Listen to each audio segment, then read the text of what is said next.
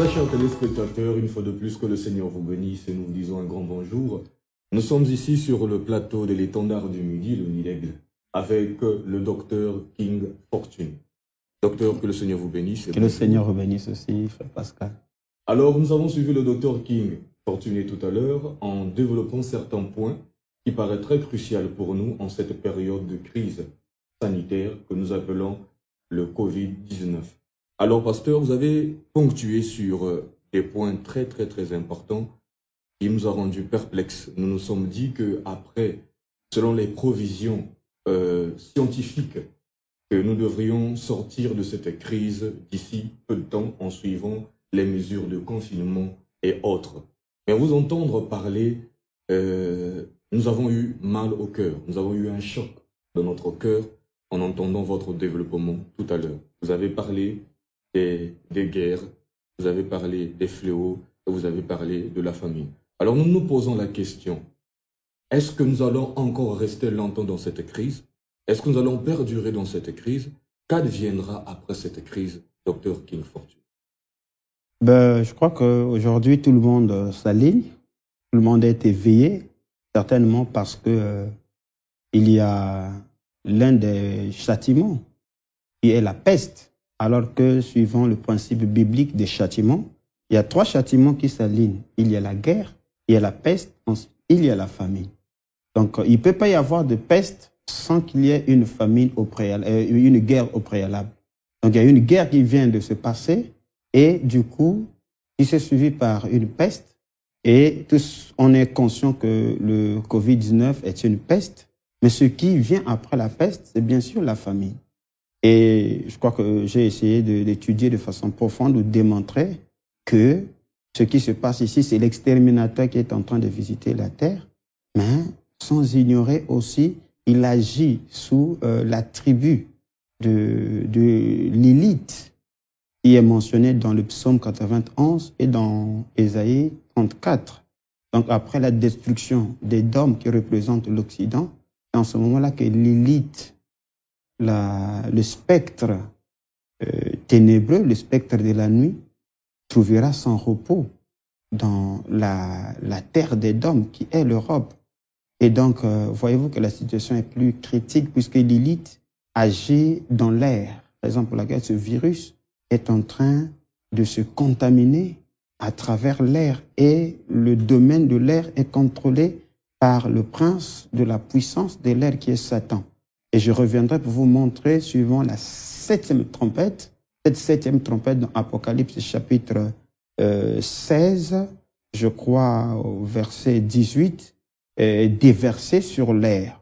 Donc, puisque nous avions vu une guerre, pas comme les autres, c'était pas une guerre physique, mais c'était une guerre économique entre Pékin et Washington à travers le problème, l'affaire Huawei, que les autres Huawei avait pensé qu'il devait riposter, et la Chine a riposté. La Chine a cloué le monde entier à terre, comme les fils d'Israël, de Jacob, avaient exigé la circoncision aux Étiens. Et quand ils ont pris la circoncision, ils sont passés pour les tuer. Voyez-vous que après que la Chine ait libéré le virus, racheté toutes les actions des entreprises des USA ainsi de l'Union européenne en Chine, et ils ont libéré le virus et le monde entier qui est dans les mois, l'Amérique est à terre, l'Europe est à terre, et voilà, le seul espoir aujourd'hui, c'est les rois venant de l'Orient, dont j'ai fait mention à la 6e coupe, quand le Frate tarit, voilà, la Chine s'élève. Donc, puisque cette guerre est passée, le 2e jugement, on est en plein, qui est la peste du Covid-19. Ce qui s'ensuit, c'est la famine, parce que l'on veuille ou pas, les économies de la terre est à sec, à terre, bloquée. Et dans ce qui s'ensuit, il y aura des licenciements, il y aura la pénurie, qui va aller travailler et tout ça. Mais il y a une famine qui arrive.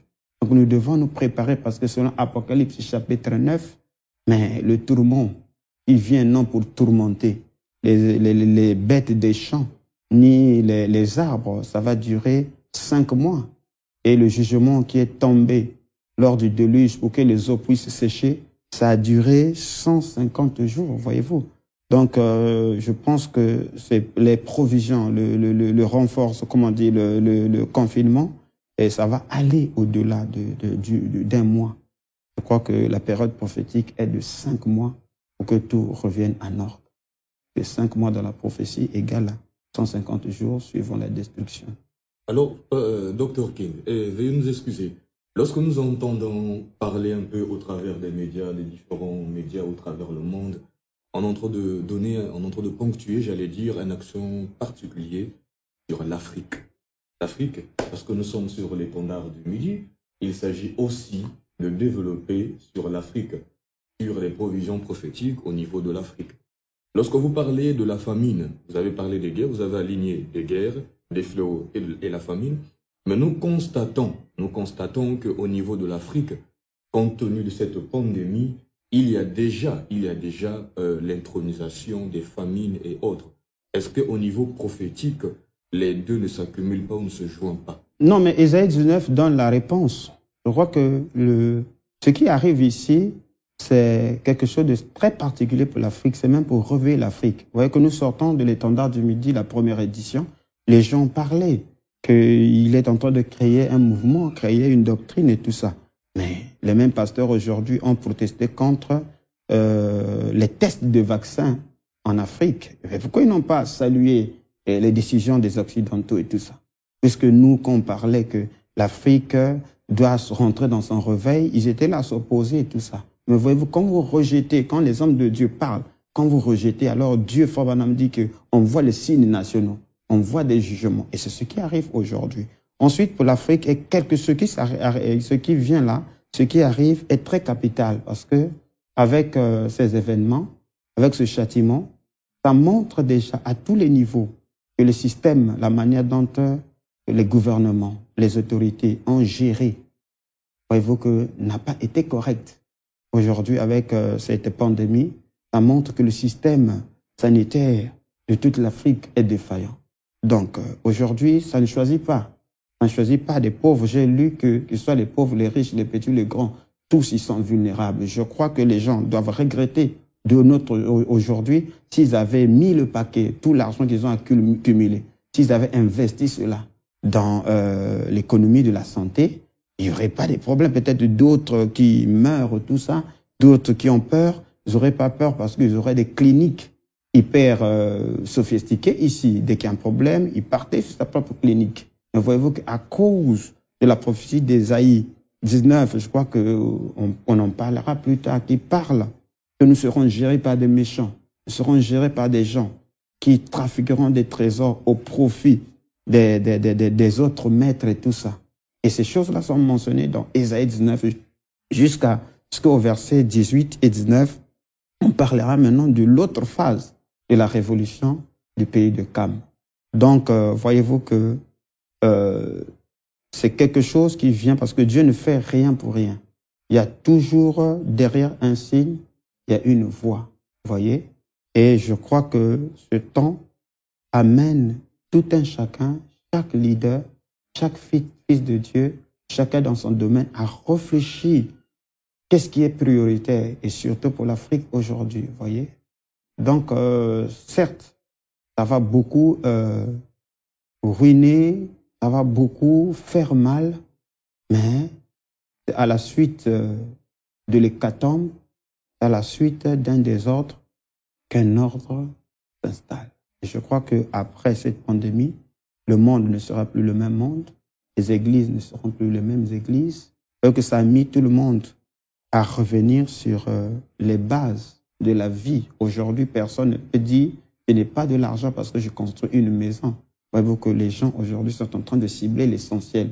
L'essentiel, c'est rester chez lui. L'essentiel, c'est avoir de quoi à manger. Donc, on est reparti à la communauté, voyez-vous. Comme c'est la seule possibilité que Dieu nous donne de vivre les moments apostoliques. Quand tu manges un peu de riz, tu appelles ton frère, est-ce que tu as quoi là-bas?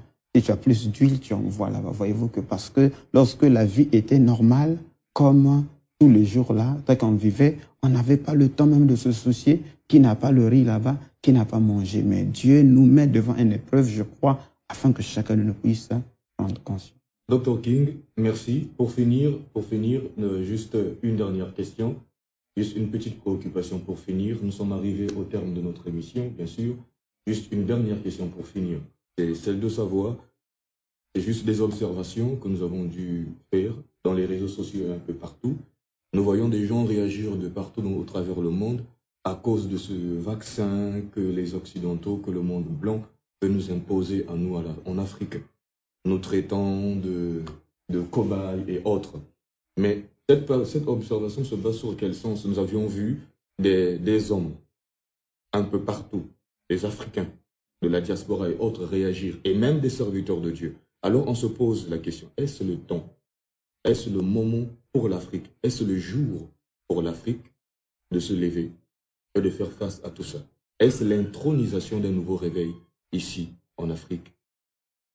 Bon, sur le vaccin, déjà, j'aimerais aussi rééquilibrer quelque chose. Je crois que le réveil de l'Afrique n'est pas ensemencer un sentiment anti-blanc, mais c'est redresser un peu le concept, c'est-à-dire montrer que le système, en fait, nous sommes contre le système.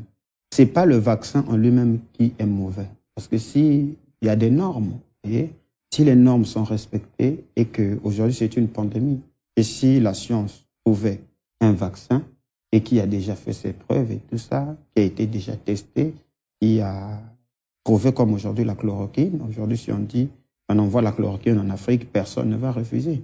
Donc, si on envoie un vaccin en Afrique, je ne pense pas que ce soit quelque chose de mauvais. Mais ce qui est mauvais, je crois que ce qui pose problème, c'est ce sentiment de ridiculiser toujours l'Africain. Voyez-vous que montrer que l'Africain est un sous-homme, c'est-à-dire il est, au lieu d'appliquer soit sur les cobayes, après il faut venir essayer, en fait, essayer sur le peuple africain. C'est ça ce que nous n'admettons pas. C'est ça ce que nous n'acceptons pas. Nous n'acceptons pas qu'on soit mis sur ce piédestal-là. Nous n'acceptons pas qu'on soit utilisé comme des cobayes, comme toujours des esclaves.